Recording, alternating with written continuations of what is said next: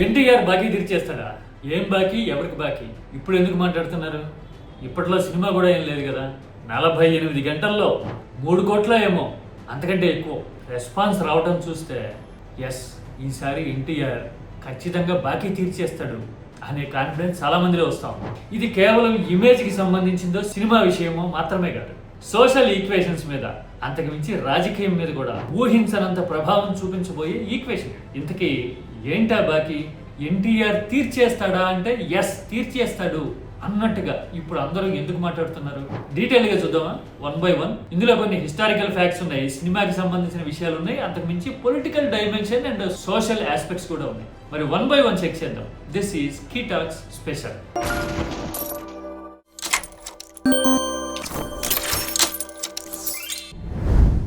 అన్నట్టు ఇదంతా నేను మాట్లాడడానికి అసలు కారణం ఏంటో కూడా మనం మాట్లాడుకుందాం.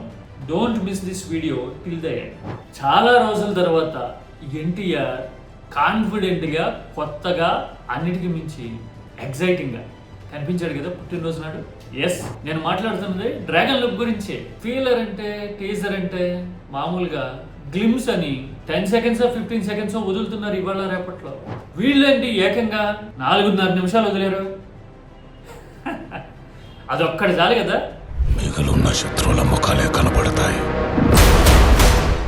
సినిమా విషయంలోనూ, ఎన్టీఆర్ స్టామినా విషయంలోనూ యూనిట్ ఎంత క్లారిటీగా, కాన్ఫిడెంట్గా ఉంది అని చెప్పడానికి ప్లాట్ అంతా ఆల్మోస్ట్ రివీల్ చేసాడు డైరెక్టర్ ప్రశాంత్ నీల్. అసలు దేని గురించి, ఎలా ఉండబోతోంది అని మొత్తం చెప్పేశాడు కదా. పైగా సంవత్సరానికి పైగా టైం ఉంది ఇంకా రిలీజ్ కావడానికి. మరి ఈ లోపలే రివీల్ చేశాడు అంటే ఎంత బలంగా నమ్ముతూ ఉండాలి?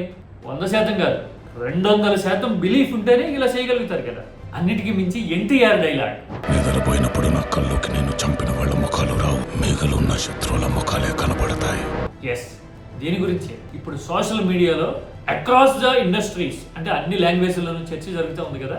పాపం కొంతమంది అయితే అంత బేస్ వాయిస్ తెచ్చుకుని మాట్లాడాలా అంటూ పోక్ చేయడానికి ట్రై చేయడం చూస్తే బలంగా ఎక్కడ తాకాలో అక్కడ తాకినట్టుంది అందరికీ ఈ డైలాగ్ అని అర్థమైపోతుంది కదా. అంటే ఎన్టీఆర్ స్టామినాను చూసి కాంపిటీటర్స్ ఉలిక్కిపడే పరిస్థితి, ఫ్యాన్స్ సంబరపడతా ఉన్నారు.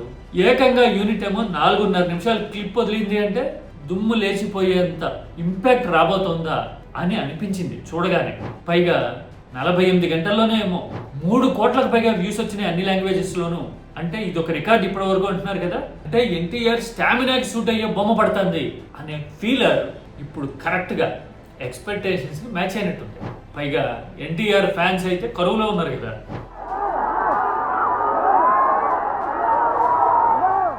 దేవర వచ్చింది, ఎవరి ఫీలింగ్స్ వాళ్ళకు ఉన్నాయి ఆ సినిమా మీద. 2 ఏళ్ళేమో అయింది కదా. ఆ తర్వాత మధ్యలో వార్ లాంటి సినిమా వచ్చినా కానీ నేనైతే అది ఎన్టీఆర్ మూవీ అని లెక్క అయినా. ఎందుకని? అది బాలీవుడ్ మూవీ, హృతిక్ రోషన్ మూవీ, అందులో ఎన్టీఆర్ కనిపించాడంతే. లేకపోతే ఎన్టీఆర్ స్ట్రెంగ్త్ ఏంటి, స్టామినా ఏంటి అని వాళ్ళకి తెలుసుంటే కనుక ఆ హెలికాప్టర్ పట్టుకుని వేలాడే సీన్లన్నీ పెడతారా? బాలీవుడ్ ఎంత బేస్లెస్ గా ఉంటుంది అని చెప్పడానికి ఆ వార్ అనేది ఒక ఎగ్జాంపుల్ అంతే. అందుకని ఎన్టీఆర్ సినిమా అని కౌంట్ చేసుకోరు ఎవరైనా సరే, అవునా కదా?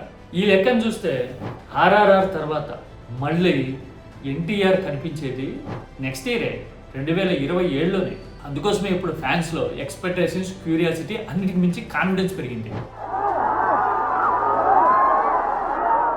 ఇంతకీ ఎన్టీఆర్ బాకీ ఉన్నాడు అన్నా కదా. ఏంటా బాకీ? ఇండస్ట్రీ హిట్, రీసౌండ్ వచ్చేసేలాగా ఒక హిట్ పడాలి ఎన్టీఆర్కి అనే ఎదురు చూపులు ఎన్నో ఏళ్లుగా ఉన్నాయి కదా. ఆర్ఆర్ఆర్ లాంటి సినిమా ఆస్కార్ రేంజ్ వరకు వెళ్ళింది, కరెక్టే. కానీ మల్టీ స్టారర్ అవ్వడము, రాజమౌళి ఇంపాక్ట్ ఉండేసరికి వాటాలు వాళ్ళకు కూడా పోతాయి కదా. ఇంపాక్ట్ పరంగా చూస్తే ఎన్టీఆర్ మాత్రం సిచ్యువేషన్స్ ని, స్క్రీన్ ని బ్రహ్మాండంగా డామినేట్ చేసినట్టు చాలా మంది ఫీల్ అయ్యారు. నేనైతే సమ్వేర్ అరౌండ్ ఆ కొమరం భీముడో లాంటి సీన్ అండ్ సీక్వెన్సెస్ చూస్తే ఆ ఇయర్ లో ఎన్టీఆర్ కి నేషనల్ అవార్డు వస్తుందేమో అని అనుకున్నాను నేను. Of course I'm not a great fan of NTR, కానీ ఆ ఇంటెన్సిటీ చూసి అలా అనిపించిందని చెప్తున్నాడు. మీరు కూడా అనుకున్నారు అట్లా? పైగా ఎన్ని హిట్లు పడుతూ ఉన్నా, ఎగ్జైటింగ్గా అనిపిస్తూ ఉన్నా కానీ ఇండస్ట్రీ హిట్ అనేది ఇంకా అందరంత దూరంలో ఉండిపోయినట్టుగా ఊరిస్తూ ఉంది కదా. ఎవరికైనా అంతే కదా. మహేష్ బాబుకి పోకిరి పడిన తర్వాతే రేంజ్ ఎలివేట్ అయింది. సుకుమార్ మాస్టరీ అల్లు అర్జున్కి తగిలిన తర్వాతే పుష్ప 1 and 2 అల్లు అర్జున్ రేంజ్ని పెంచున్నాయి కదా. ప్రభాస్ అయితే బాహుబలి వచ్చిన తర్వాత కదా ఎలివేట్ అయింది. అలాంటి ఎలివేషన్ కనుక ఎన్టీఆర్కి పడితే, మ్యాచ్ అయితే టైమింగ్ అండ్ క్వాలిటీ ఎలాంటి అవుట్పుట్ ఉండొచ్చు అని డ్రాగన్కి వస్తున్న ఇనీషియల్ రెస్పాన్స్ చూస్తే అర్థమైపోతుంది కదా. అందుకోసమే ఎన్టీఆర్ తన కెరీర్లోనే కాదు ఇండియన్ ఫిల్మ్ ఇండస్ట్రీలోనే మైల్ స్టోన్ అనే ఇంపాక్ట్ చూపిస్తాడా అనే ఎక్స్పెక్టేషన్ ఇప్పుడు అన్ని వైపుల నుంచి ఉంది.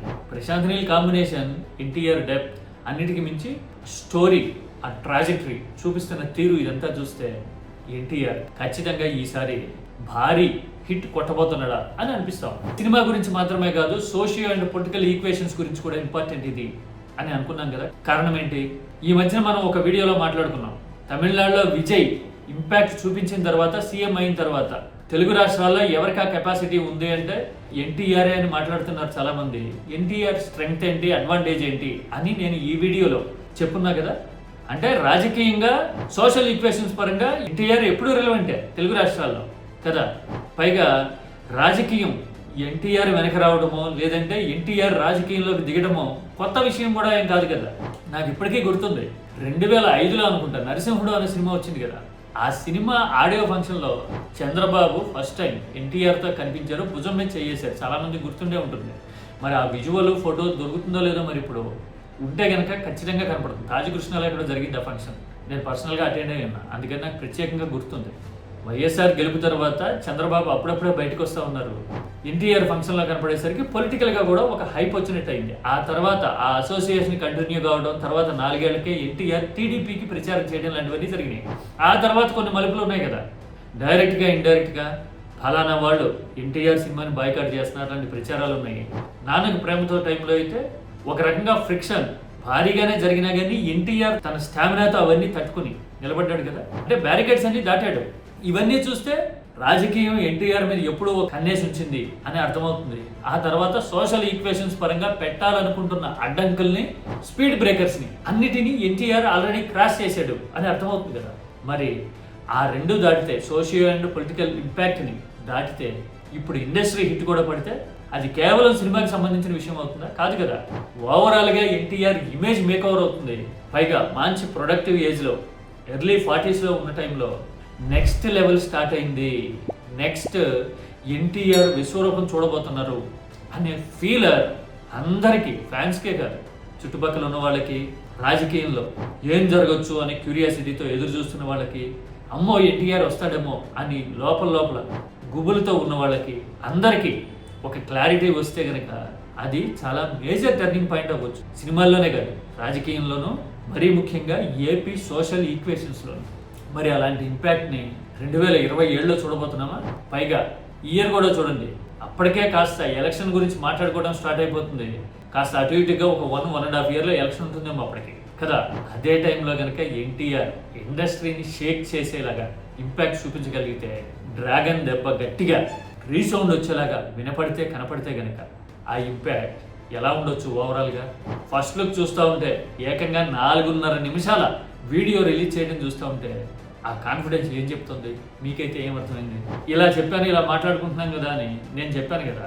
ఎన్టీఆర్ మీద నాకు ప్రత్యేకమైన అభిమానం కానీ ఫేవరెటిజం కానీ లేదు. కాకపోతే క్వాలిటీ ఎక్కడున్నా సరే మాట్లాడడం నాకు అలవాటు. మీరు చూసుంటారు, సినిమా అయినా ఏ విషయమైనా సరే క్వాలిటీ అనే టాపిక్ గురించి నేను ఎప్పుడూ మాట్లాడతా కాబట్టి ఎన్టీఆర్ ప్రస్తావన తీసుకొచ్చాను అంతే. మీరైతే ఏమంటారు? కామెంట్ చేయండి, మాట్లాడుకుందాం.